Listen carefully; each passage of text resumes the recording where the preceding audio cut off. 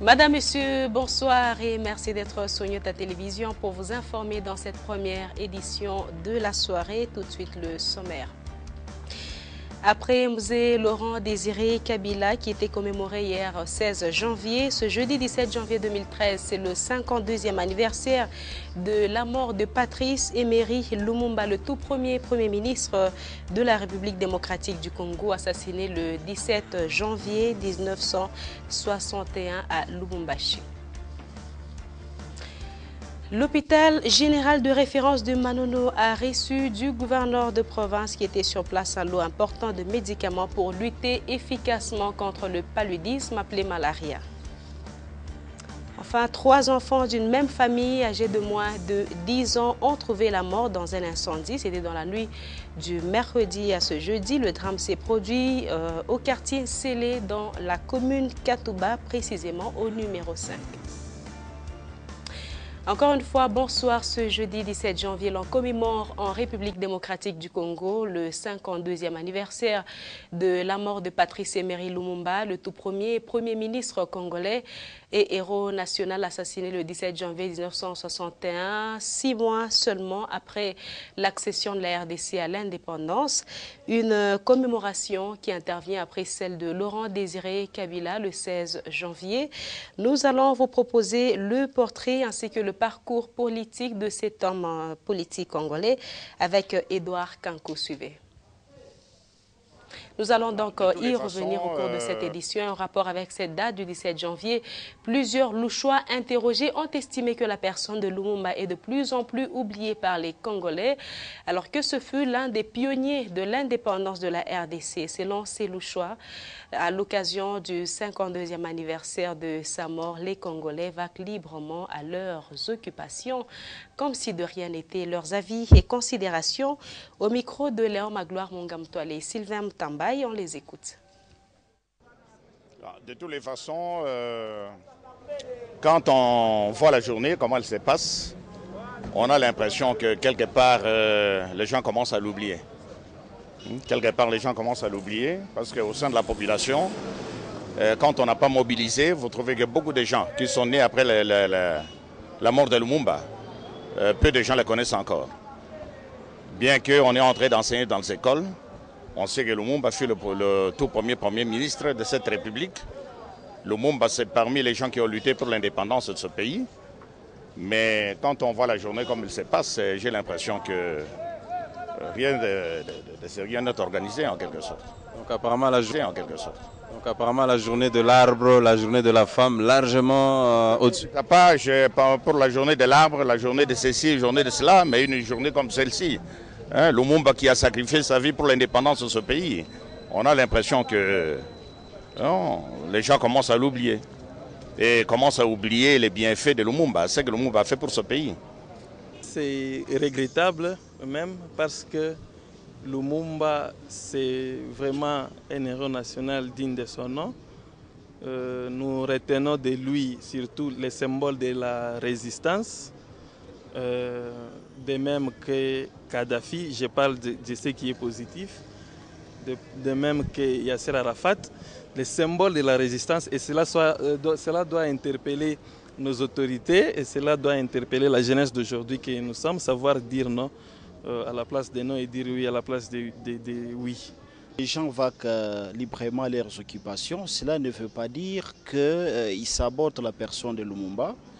Moi, je crois que, et même pour la journée commémorative de M. Laurent Désiré Kabila, on peut ouvrir parce que c'est quelque chose qui est ancré, qui est ancré dans la tête, qui doit beaucoup plus être enseigné aux élèves, aux étudiants. Donc le civisme doit être enseigné avec beaucoup plus de vigueur.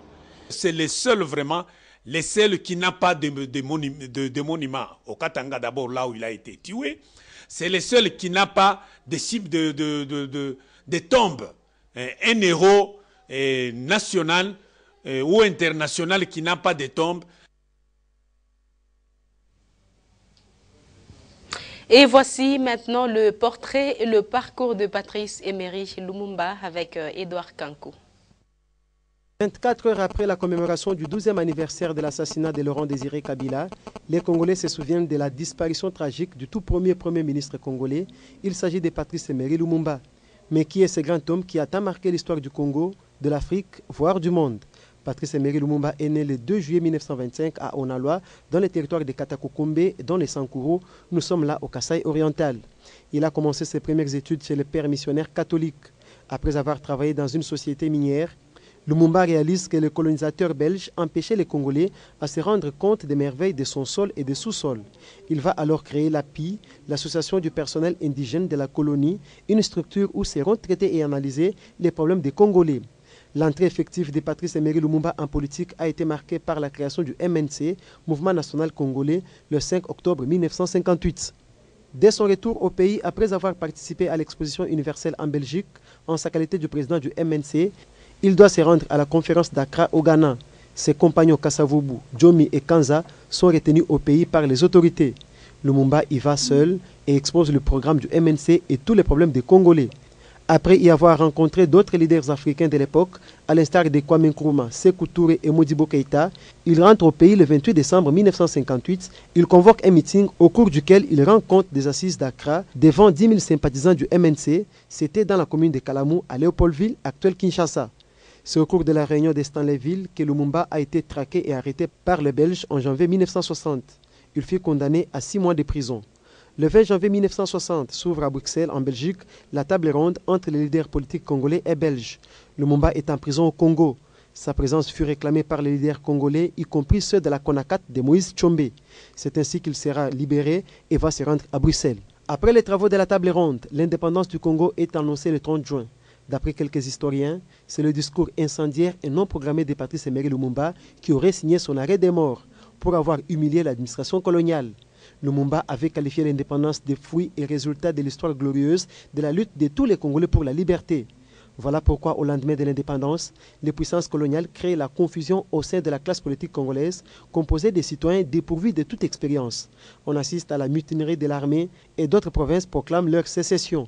Le 5 septembre 1960, le président Joseph Kasavubu révoque le premier ministre Patrice Emery Lumumba, qui à son tour le révoque aussi. C'est dans ce climat malsain que le 14 septembre, Lumumba sera placé en résidence surveillée.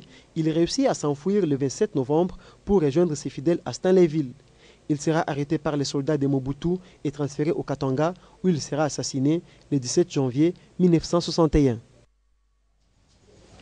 Et pour saluer la mémoire de Patrice Emery Lumumba, la ville de Lubumbashi a des endroits portant le nom de ce héros national. C'est par exemple la principale avenue Lumumba, le quartier Lumumba. Un zoom sur ces avenues et quartiers avec Jean-Paul Malimba et Antoine Roger Mbouy.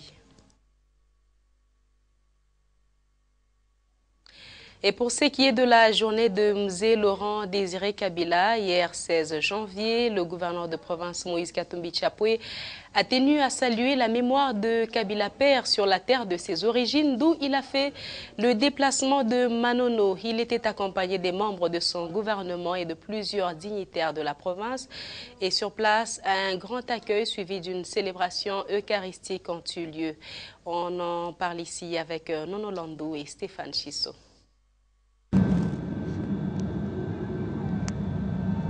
Bien au-delà de l'aspect protocolaire qui a l'habitude d'accompagner les dates historiques, l'honorable Moïse Katumbi Tchapoué sait leur conférer un sens vivant qui va au-delà des symboles de calendrier. 12 ans après sa disparition, pour la toute première fois, la mémoire du héros national Mzee Laurent Désiré Kabila est officiellement saluée à partir de la source et de ses origines biologiques dans le territoire de Manono. Commémoration qui s'est couplée en ce mercredi 16 janvier 2012 à celle d'un autre héros national, Patrice Emery Lumumba, son modèle. Au-delà de la commémoration, c'est un courageux acte de solidarité que le gouverneur du Katanga pose à l'égard de ses administrés de ce coin de la province, en proie actuellement à quelques actes de barbarie perpétrés par certaines milices. Une présence officielle qui redonne du courage aux habitants et qui rappelle à la raison quelques enfants égarés. L'on a encore frais à la mémoire cet autre geste posé dans le même climat dans le territoire de Mitwaba. En somme, le portrait d'un homme qui aime ses administrés au point de partager avec eux chacun de leurs moments. Ayant donné à la journée toute son importance, l'honorable gouverneur s'est fait accompagner de tous les membres de son gouvernement, auxquels s'ajoutait le président du caucus des députés nationaux de la province du Katanga, du président de la fondation katangaise et du président national du Bouloubaïbou Kata, aux côtés d'autres dignitaires de la province. Comme à chacune de ses visites à Manono, la population répondait présente à l'appel en lui offrant un délirant accueil, occupant tout espace disponible. Après une longue marche à pied l'ayant conduit à la cathédrale de Manono, le gouverneur et sa suite prennent part à la messe dite en mémoire des héros nationaux. Une célébration retransmise en direct à la télévision à travers le monde. Une grande première pour le territoire. D'entrée de jeu, l'évêque officiant évoque le souvenir de la ruine qu'était cette maison de Dieu et de l'implication personnelle du gouverneur de province pour la réfectionner au détail. Dès que nous avons vu arriver notre père le gouverneur Moïse Katumbi Chapoué et sa suite, nous nous sommes écriés Tata Aye, alors le Tata Aye, chers frères et sœurs, nous voici réunis dans cette cathédrale aux origines même de Russie. Le monument qui se présente comme le symbole de Manono, édifice et réalité gracieux au milieu de nous, qui sûrement se sent fiers d'avoir énormément contribué à cette œuvre. Vous savez, l'état mal était notre cathédrale. Nous lui en sommes très reconnaissants. Tata Par la suite, c'est une célébration qui se fait dans la communion et la solidarité avec tellement de convivialité que même certaines volailles peuvent s'inviter en la maison de Dieu. Avec cette humble attitude qui le rattache à ses administrés, l'honorable gouverneur ne manque pas en pleine messe de recevoir des enveloppes de doléances et de les empocher. À la fin de cette importante Eucharistie, il prend la parole et invite ses administrés à la cohésion et la concorde. Liberaka nchi yetu. Liberation ilikuwa tumala hii moja. Sasa leo kama unaona ipo tufanye nguvu tusali. Kama unaangalia wandugu yetu kunor Kivu watu wanafariki kila siku. Tunalomba mwe wote mtusalie jua ile rais aliprone cohesion nationale. Ile mambo ya mabite kwa nini imalizike. Wakongolais beko na besoin ya kuvivre mupe. Na huku kwetu minaona bashefu kuchimia wa mingi beko pale. Mwambie batoto yetu pale wanaingia mwa mouvement ya banditisme ya kualamisha maisha ya wandugu yao wafanye nini? Pachi. Parce que tuko na besoin ya kuyenga Kongo yetu, kuyenga Katanga yetu. Na leo mimi choisir kwa Manono ni juu ya kusema tukumbuke kule mzari kwa nini alitoka. Mzari toka wapi?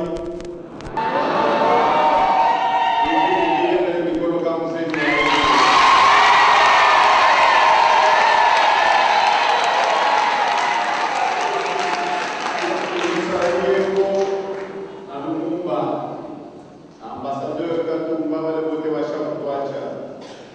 Sasa pakusema mzee akuwe na furaha kula arienda eske iko tunakombana tena kwetu na miuliza iko tunakombana akisema mzee akuwe na furaha atusalie kule eko ifodre tunakuwa mkimya tunakuwa mkimtwiki tunakuwa mkitu kimoya na leo Manono sabini siku ya anniversaire ya mzee ili decide kuya tusali na mwe tucheze pamoja na mwe na leo ndio tutainaugure le groupe électrogène ya munene tuweka pa Manono kwa kupatia watu moto.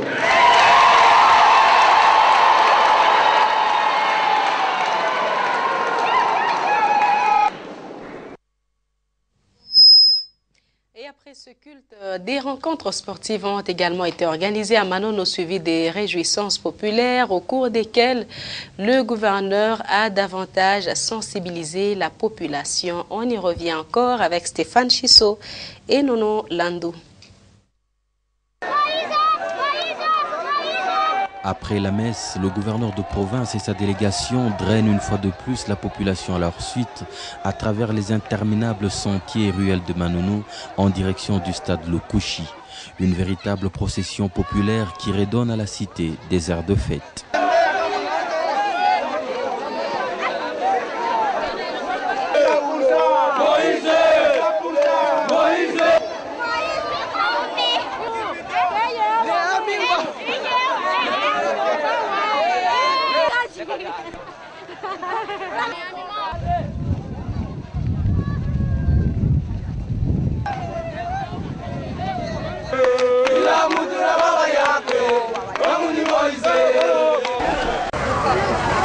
Au stade, sur l'aire de jeu et les installations réhabilitées par le gouvernement provincial du Katanga en collaboration avec des partenaires, c'est un terrain de loin meilleur que certains vus au cours même de la Lina Foot. 2 équipes de filles y croisent les crampons, chacune d'elles se verra offrir 1 million de francs congolais. Dans les tribunes, l'ambiance monte d'un cran, le gouverneur dispensant sa générosité. À l'image de ce gouvernement proche de ses administrés, l'on peut apercevoir le ministre provincial des Mines, Barthélemy Mumbagama, rivaliser d'ardeur avec un danseur local. À l'heure de la rencontre phare, 2 équipes du coin se mettent aux couleurs respectives du TP Mazembe et de V-Club, très bien habillés par les récents dons à répétition de l'honorable Moïse Katumbi Tchapui. Sans s'arrêter là, il leur en rapporte davantage constitués de ballons et d'autres équipements. Pour traduire l'importance qu'il a accordée à la commémoration du 16 janvier sur la terre qui a vu naître Mzee Kabila, l'honorable gouverneur a spécialement fait venir 2 grands joueurs du tout-puissant Mazembe pour partager leurs talents avec les athlètes de Manono. Il s'agit de Pamphile Miayo Kazembe et de Kassongo Ngandou, pompeusement accueillis par la communauté. En l'entretemps, un artiste vedette du coin, à la mesure toute contenue, expose tout son art de danseur.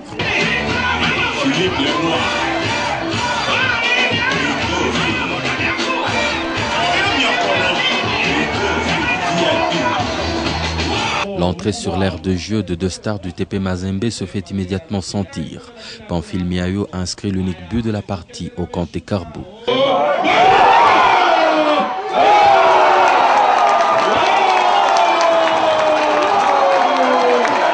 La fin du match est particulièrement animée. Après certaines prestations par des rappeurs du coin, l'honorable gouverneur donne la vraie mesure de la fête. Tous les casiers disponibles de bières et de boissons sucrées de Manono sont achetés et offerts aux habitants. Puis arrive, comme promis, la récompense des athlètes. V-Club de Manono empoche 5 millions de francs congolais.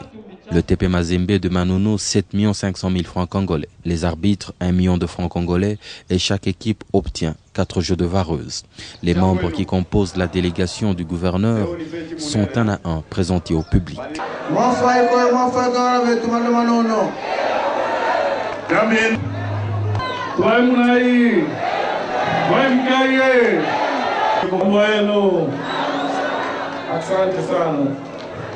Pour la suite de l'adresse, le gouverneur prend en charge tous les frais d'intervention ponctuels, dits FIP, du primaire et du secondaire jusqu'à la fin de l'année scolaire en cours. Il accorde 5 mois de gratuité des soins médicaux en payant les frais. Il accorde également 10 millions de francs congolais au service local de cantonnage manuel, 5 millions de francs congolais pour la tenue d'un championnat de football interscolaire. Offre un groupe électrogène pour desservir la radio et la télévision locale pour permettre aux habitants de Manono de suivre la CAN. 300 bancs qui doivent être localement fabriqués sont financés. Sur place, répondant au message de sensibilisation du gouverneur, un colonel Maïmaï se rend et renonce à ses anciennes pratiques.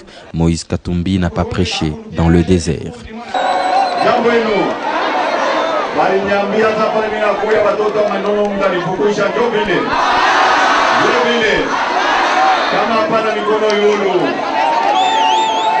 Sasa wale wanasemaka Moiza mpende Manono, ni vya kweli, ni vya bongo. Kama ni vya bongo, mikono kila mtu mbili ulotone. Tunazungumzana. Jambo lenu. Nami nitakuwa chef kuchimia shikumwa Manono. Unapenda nikuwa chef kuchimia? Unapenda nyache gouverneur? Unapenda nyache? Waniambia sasa watoto Manono wanasema niache guverner, kama nasema niacha. Hapana. Kama hapana mikono mbili watoto wa Manono tone. Wewe wote mnapenda niendeleshe. Kama mnapenda niendeleshe mpige mbele mafrindi watoto wa Manono tujilie. Mafrindi wa Manono.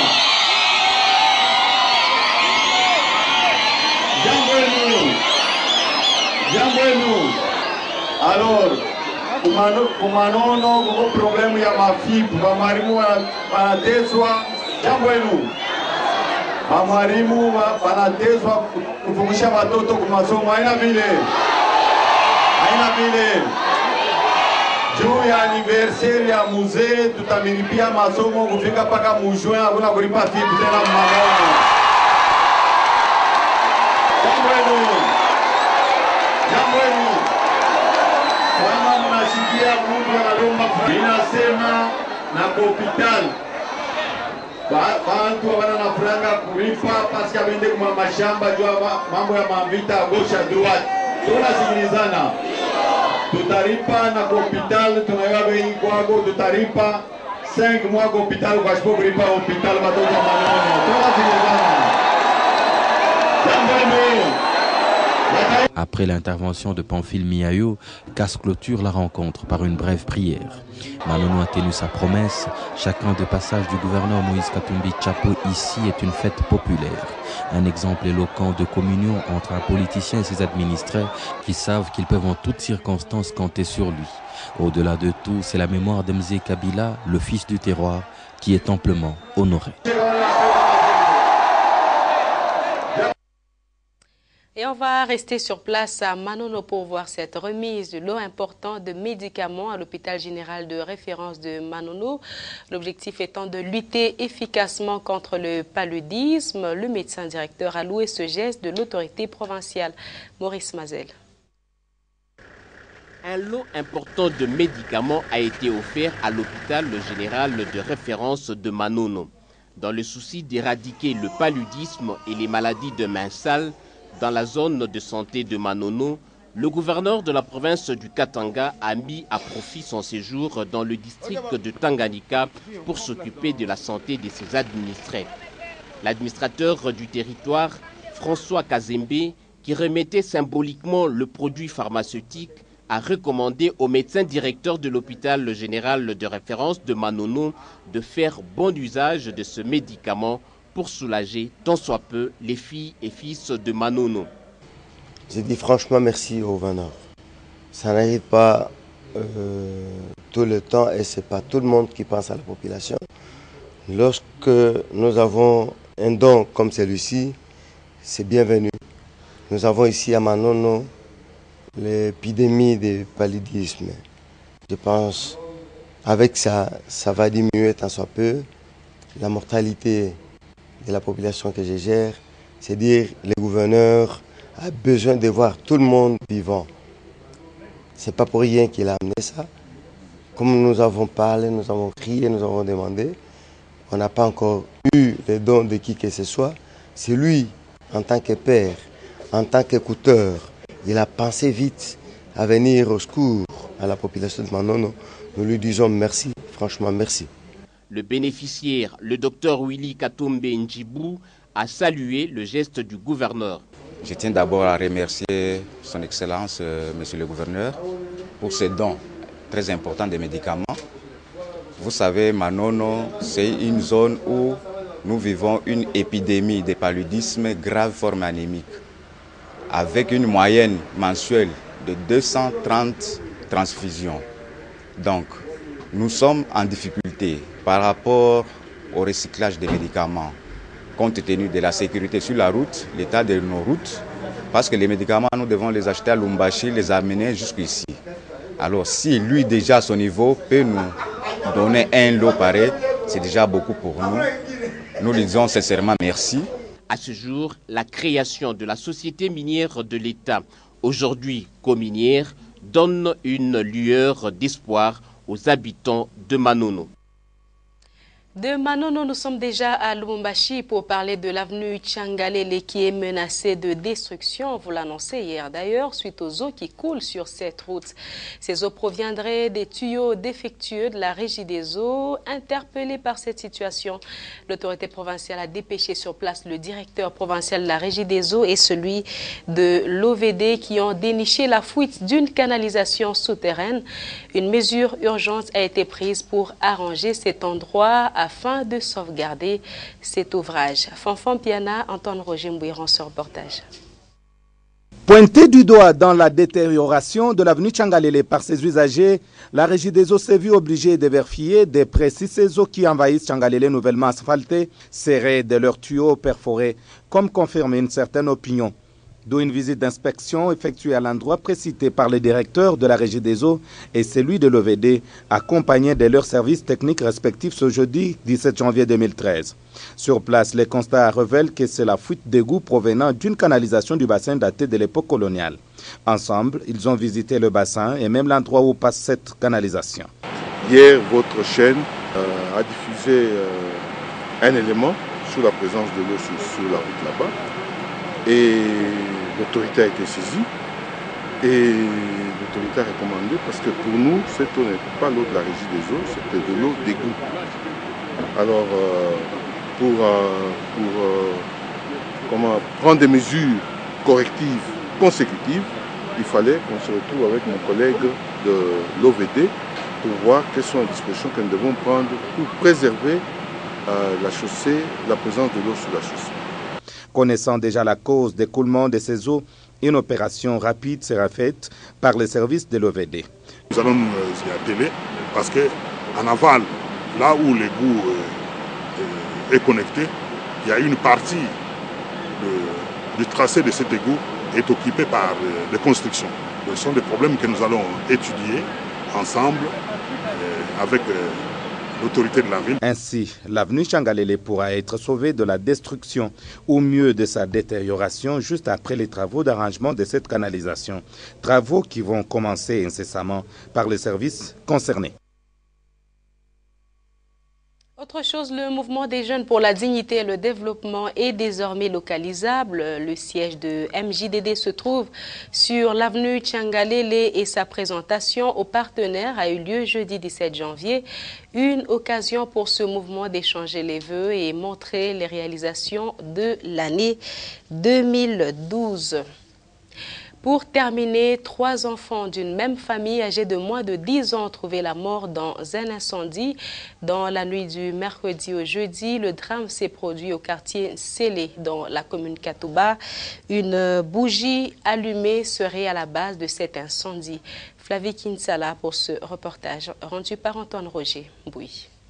La nuit du 16 au 17 janvier 2013 n'a pas été rose pour une famille sise au numéro 5 de la rue 5 du quartier Nsélé dans la commune de Katouba. 3 enfants de cette famille ont eu la mort après que leur maison a pris feu. Le drame s'est produit au moment où leur mère était absente de la maison. Ayant appris la nouvelle de l'arrestation de son mari par la police, elle s'est résolue de se mettre à sa recherche, laissant ainsi une bougie allumée qui amènera à l'incendie.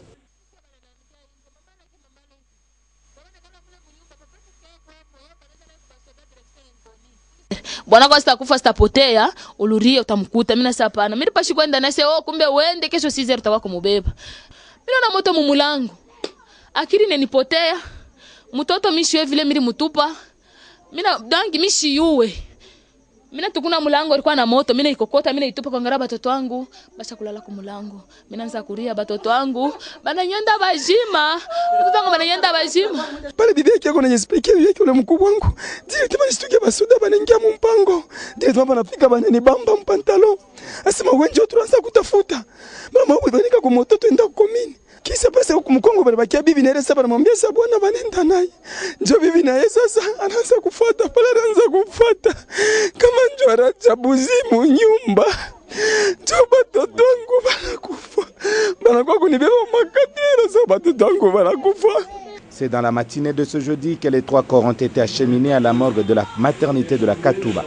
Outre la perte en vies humaines, plusieurs autres biens ont été calcinés. Incident qui survient suite au manque de la desserte en énergie dans ce quartier, alors qu'il y a peu, une sous-station y a été inaugurée.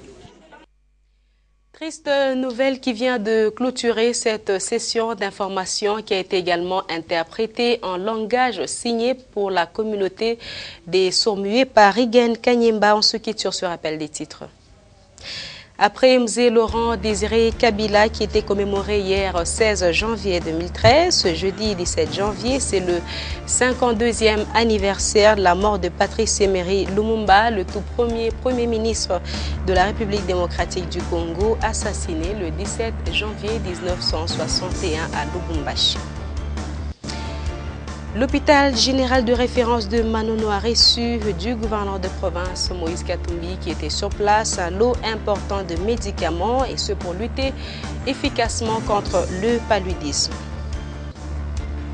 Enfin, vous venez de le suivre, 3 enfants d'une même famille âgés de moins de 10 ans ont trouvé la mort dans un incendie. Dans la nuit d'hier mercredi à ce jeudi, le drame s'est produit au quartier Sélé dans la commune Katouba, précisément numéro 5. Ainsi s'achève complètement cette première édition de la soirée sur Nyota Télévision. Merci de votre attention. Prochain rendez-vous avec l'actualité, c'est à 21h où vous aurez les news, 21h15, le journal en anglais. Un peu plus tard à 23h, Linda Lukalubankutu sera là pour les derniers échos. Moi, je serai avec vous demain à partir de 17h30. Très bonne suite de nos programmes. Au revoir.